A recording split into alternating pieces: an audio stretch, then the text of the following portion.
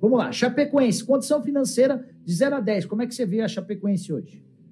O zero. A Chapecoense nem balanço publicou no prazo, estava devendo mais de 100 milhões.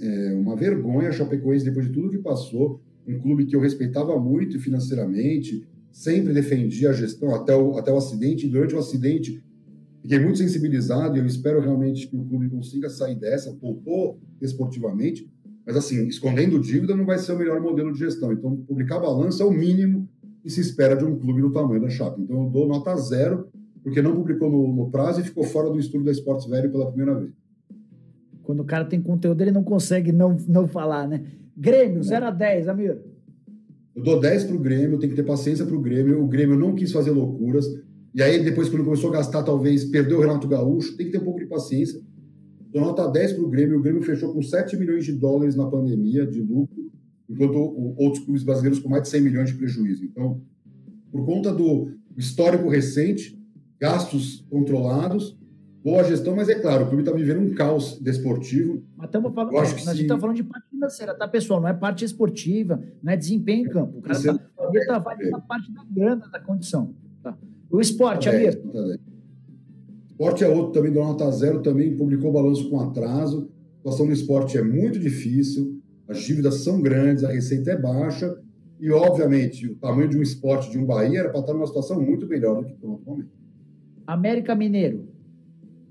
O América Mineiro é um clube que, poxa, é um clube que está ali no meio de dois gigantes, né? Tudo bem que agora o Cruzeiro está nessa situação, até tem umas brincadeiras que ele é o segundo clube de Minas Gerais hoje, o que não deixa de ser um pouco verdade no sentido de ocupar o espaço que o Cruzeiro deixou, mas é óbvio que ele é muito menor, então ele tem um trabalho muito interessante e ele vai virar empresa, né? Está todo um processo para virar empresa, atrair investimento. Então é um clube que eu tenho muito carinho, porque eu vejo que ele é tipo aquele clube europeu, tipo o espanhol. Coitado, está lá asfixiado pelo Barcelona numa cidade rica. Barcelona, desculpa. Então eu vejo, né, Nicola, que é um clube muito interessante para a gente enxergar como aquele clube que não é o gigante de torcida e que está conseguindo crescer, ainda que não seja o caso, mas que, na verdade, a estruturação econômico-financeira do clube pode levar ele a crescer, como aconteceu com o Atlético Paranaense. Dou nota 7 para ele pela dificuldade que ele enfrenta. Bahia. O Bahia é um clube que eu respeito muito, porque está no Nordeste. Nós temos que entender que é muito mais difícil para um clube nordestino atrair capital aqui do Sul, Sudeste, as empresas. Ele tem que se reinventar o tempo todo. Mas 50% da torcida do Bahia é de uma renda muito baixa. Então, imagina, o clube não pode colocar os preços lá em cima. Foi um dos clubes que mais sofreu com o fechamento dos estádios. Fatura mais que Santos, por exemplo, com bilheteria. Fatura bem com patrocínio. Bahia é um baita clube. Só que o problema é o desportivo, né? Se ele começa a errar muito, aí entra na sua seara. Começa a errar muito, demite técnico, contrata jogador e a coisa não gira. E aí eu olho para o Ceará. Por que o Ceará e o Fortaleza estão conseguindo? Que modelo esportivo é esse? E está resultando em melhores benefícios para o Ceará do que para o Bahia, porque o Ceará fatura menos que o Bahia. O Ceará tem menos torcida que o Bahia, então o Bahia poderia estar numa situação melhor, do nota 7 para ele. São Paulo. São Paulo, assim, eu acho que melhorou muito. É indiscutível, você pega o Casares e o Leco, dá uma melhorada, mas eu ainda acho que o São Paulo está muito aquém.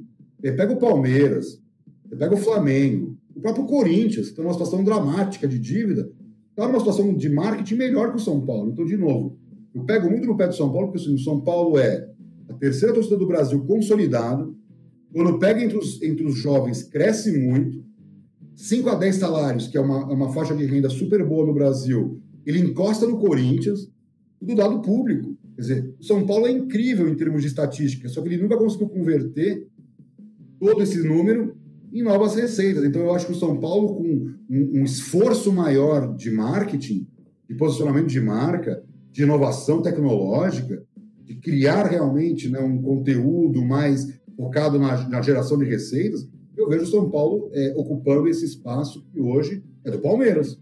Quer dizer, o São Paulo tem mais torcida que o Palmeiras, mas não consegue hoje competir igual na mesma situação econômica do clube rival. Então, me parece que hoje o São Paulo ficou para trás em relação ao seu rival direto. Nota? 6 para o São Paulo, dado a tudo que eu falei, o potencial que ele tem que não é explorado. Você falou bastante sobre o Santos, queria a nota do Peixe. Então, o Santos está vivendo um drama, né, porque vinha numa reestruturação financeira. Eu acho que o Rueda não pode ser criticado, porque vamos lembrar o que ele recebeu, de novo, né? Por isso que eu sempre falo, o que eu recebi para poder criticar. Então, assim, veio de uma terra arrasada do Pérez, impeachment, e depois ainda teve aquele gestão tampão lá do... Meu Deus, me fugiu o nome do... Rolo. E aí ele clube quebrado. Então, vamos lá. Mas, assim, o marketing do Santos é fraquinho. Tem Pelé. Vamos lá. No ano dos 80 anos do Pelé, Netflix faz uma série sobre o Pelé, explode no mundo. Eu tenho um gráfico muito interessante que mostra um aumento absurdo do interesse dos mais jovens pela marca Pelé, porque aquele pico que dá de pesquisa, querer saber mais, aí o Santos fez o quê? Todas as camisas do Pelé ele vendeu. Que estratégias de marketing ele criou para ganhar dinheiro com isso? Então, o Santos ficou para trás em termos de marketing. Essa é a minha opinião. O antigo diretor de marketing que estava lá no Peixe era muito bom, saiu, mas nunca conseguiu sair do lugar comum. Quer dizer, o Santos, que é um clube que não é a maior torcida do Brasil, é a nona torcida, mas ele é disparado o clube mais famoso no exterior. E o que o Santos fez até hoje por isso? Nada. Sem contar esses mercados que ele tem. Baixada Santista, capital, interior, centro-oeste, só para dar um exemplo, norte do Paraná, nunca fizeram nada para vender serviço, para vender produto, então, escolinhas. Estou falando antes da pandemia. Agora, com a pandemia, na minha opinião, o Santos ficou para trás, porque, assim, o Palmeiras está estruturado, o Corinthians é o Corinthians, o São Paulo, quer queira, quer não, deu uma melhorada, e o Santos está pagando conta do passado. Então, na minha opinião, o que eu esperava do Santos era nota 5 para o Santos. Teria que acelerar no marketing, porque só cortar custo e equilibrar finanças não vai trazer receita para o clube crescer. Então, é sempre a falha dos clubes. Corta a despesa, mas não aumenta a receita na mesma proporção. Amir, me ajuda, vai. Notas e comentários bem curtos. Vamos lá, Juventude. Eu acho que o Juventude eu vou dar nota 8, porque ele conseguiu subir com um orçamento baixíssimo. Né? Então, ele está hoje numa Série A, faturando bem, nota 8. Internacional. O Internacional vem de umas gestões também péssimas, então hoje a gestão atual tem demonstrado uma certa melhora, o clube está mais organizado, mas o clube ficou para trás, em termos de gestão financeira, está muito aquém, nota 7. Cuiabá. O Cuiabá segue a linha do Juventude, um clube também que tem muito apoio local, e na minha opinião, se você for olhar o balanço, a principal fonte de renda do Cuiabá, depois da TV, claro, é patrocínios. Aí você vai olhar, é tudo marca local, que tem interesse ali na região muito rica, né, do Brasil, que cresceu muito com o agronegócio. Dou ali nota 8, 9 para o Cuiabá, porque podia servir de modelo para esses clubes médios que não conseguem se encontrar, né? E ali o Cuiabá passa um pouco a receita de boa administração, ainda com 1000 defeitos que a gente pode discutir aqui, mas do ponto de vista futebol, acho que merece uma nota 8, 9. Ceará. Na nota 10, foi eleito pela Sports Velho, no nosso estudo, o time mais eficiente do Brasil, o que mais faz com menos recursos. Então, nota 10 para o Ceará, sou fã do Ceará, uma grata surpresa, né, que o Nordeste tenha produzido. É tão difícil, né, o Nordeste sobreviver à competição com o Sudeste, um clube que está conseguindo ir tão bem em tantas competições com um orçamento tão enxuto. Atlético Paranaense. Atlético Paranaense, eu também dou nota 10, mas eu faço aqui um asterisco. Eu acho, por tudo que eu tenho visto, que era a hora da renovação do Atlético Paranaense. Eu acho que o Petralha tem o seu papel, teve a sua importância, mas tem muita gente que critica ele, tem muito giro de executivos lá, né? Ele manda e desmanda no clube. Eu acho que o clube ficou para trás. Ele podia ser muito mais forte em termos de marketing, em termos comerciais, em termos de futebol, mas a imagem dele, né, a rispidez dele, e eu acho que ele também se posiciona muito como o dono de um clube cujo dono ele não é, né, não é uma empresa, é uma entidade civil sem fins lucrativos. Então eu gostaria de ver renovação no Atlético Paranaense, mas dou nota 10, porque é um clube que tem 1% da torcida brasileira e tem um dos maiores ativos imobilizados do futebol brasileiro. Atlético Goianiense. Segue essa linha também desses clubes emergentes, né, como o caso do Cuiabá, Juventude. Eu gosto como modelo a ser replicado. Dou ali também uma nota 8 para ele. Fluminense.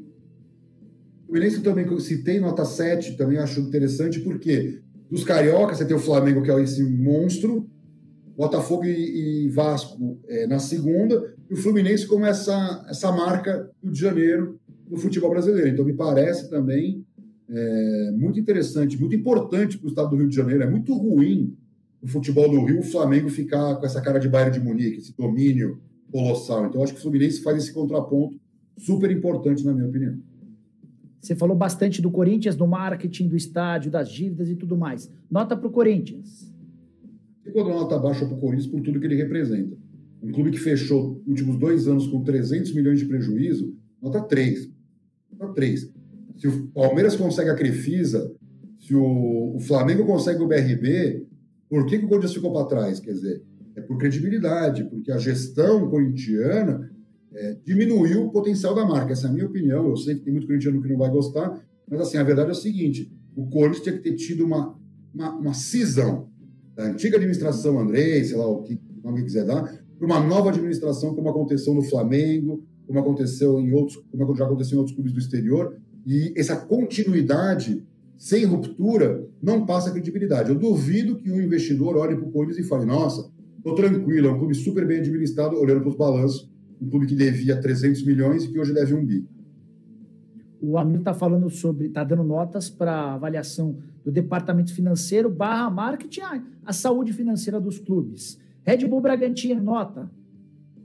O Red Bull Bragantino deu nota 10 porque é aquele clube, de novo, com muito pouco, claro que ele tem o investimento da empresa, tudo bem, mas assim, ele tem um custo com futebol menor que o do Atlético Paranaense, nos patamares do Ceará. O Ceará e Red Bull estão ali no pau a pau, ali para disputar ali palmo a palmo. E eles estão disputando, inclusive, na tabela, né? Então, por que eu dou nota 10? Porque é um clube empresa, e é esse clube que nós vamos ver daqui para frente. E eu acho que o Red Bull, se você olhar o site do Red Bull, ele é o Bragantino, não sei que vai ser o Bragantino. Mas dá uma olhada no padrão estético do site, as campanhas, você vê que tem outra pegada. Então, a nota 10. Imagina o Red Bull se ele tivesse uma torcida de 10 milhões de torcedores. Estava em outro patamar. Fortaleza. Essa galinha do Ceará está numa situação pior que a do Ceará, mas não deixa de ser um clube também interessante. Dou nota 8 para ele, porque eu acho que, de novo, não é à toa que a dupla cearense está despontando. Eu acho que, eu até tive a oportunidade de falar com os 2 clubes, o Ceará veio antes e puxou. Assim como o Inter veio antes e puxou o Grêmio, ou o Cruzeiro veio antes e puxou o Atlético. Isso é muito positivo. Então, é por isso que eu falei do São Paulo. O São Paulo tem que se espelhar no Palmeiras e falar, não, eu não posso deixar o Palmeiras se descolar de mim, porque ele é o meu grande rival em tamanho de torcida, ocupando espaço. Então, eu acho que é isso que eu achei legal do Ceará Fortaleza. O Fortaleza olhou e falou, opa, se eu não cuidar aqui da minha casinha, eu vou ficar para trás, e não dá para ficar para trás do meu arquirrival. Bora para os 3 últimos. Palmeiras, nota para o Verdão. Palmeiras, eu acho que tem esse asterisco pesado, que é a questão da Crefisa. Todo mundo vai dizer, mas a Crefisa representa X% do orçamento. Não, não é verdade. A Crefisa contrata jogador, paga salário de jogador, a Crefisa, de alguma maneira, paga um patrocínio que equivale a 3 vezes, pelo menos, ou mais, o valor. Então, não dá para dizer que não representa. Claro que representa. Então, por conta disso, eu dou nota 7. Se o Palmeiras tivesse feito o trabalho que o Flamengo fez, era nota 10, 10, 10, porque construiu estádio, sócio-torcedor, patrocínios. Então, assim, você olha lá, tudo do Palmeiras é fã, Crefisa. Fã, Crefisa. Não tem mais nada. Mais nada, tirando a Puma. Então, assim, eu acho muito pouco. Eu acho que o Palmeiras faz muito pouco pelo dinheiro que ele arrecada. Então, se a gente olhasse tecnicamente, ele é o Manchester City da vez, ele é o PSG da vez, ele não é o Bayern de Munique, ele não é o Real Madrid, que está ralando para crescer em receita. Está tendo muito dinheiro fluindo fácil, o que, na minha opinião, acaba dificultando que eu dê uma nota maior. Nota para o Atlético Mineiro. Atlético Mineiro, eu vou dar a mesma coisa que o Palmeiras, nessa linha do 7, porque também está gastando o que tem, o que não tem. Vamos falar que se não houvesse o aporte dos mecenas, não estaria nessa situação, não traria Diego Costa, não traria Hulk, não teria Arena MRV, não teria nada. Quer dizer, o terreno é de um, a marca é do outro. Quer dizer, desculpa, é que nem aquele cara que ganha um apartamento de 1 milhão do pai e reclama o outro paga aluguel. Você vive de aluguel, pô, ganha um apartamento enquanto o outro está vivendo a vida dura. Então, assim, eu vejo, no caso do Atlético e do Palmeiras, benesse, facilidades. E alguém vai dizer, mas a Globo paga mais para o Flamengo. Vamos lá discutir isso. Eu também acho errado. Vamos discutir essa divisão igualitária. Mas nós não podemos justificar um erro de mercado fazendo outro. Então, eu dou uma nota baixa para o Atlético porque eu acho muito fácil ter esses mecenas e ainda botar quase 400 milhões para dentro de uma venda de um imobilizado que gerou um custo de quase 200 milhões da própria venda. Então, no estudo da Esportes Velho, o valor líquido do imóvel que eles colocaram lá da venda, né, da cessão, não é os 400 que estava sendo registrado. Então, algumas auditorias ali colocaram que o Atlético faturou 600 milhões, o que é um absurdo, porque só 200 milhões foi embora no automático. Então, na verdade, ele faturou 400 e sem esse impacto, teria faturado menos de 200. Então, por isso que eu falo sempre, o Atlético Mineiro é um clube de 200 milhões de faturamento em 2020. Vamos ver em 2021. Para fechar a saideira, a última, Miro, nota para o Flamengo.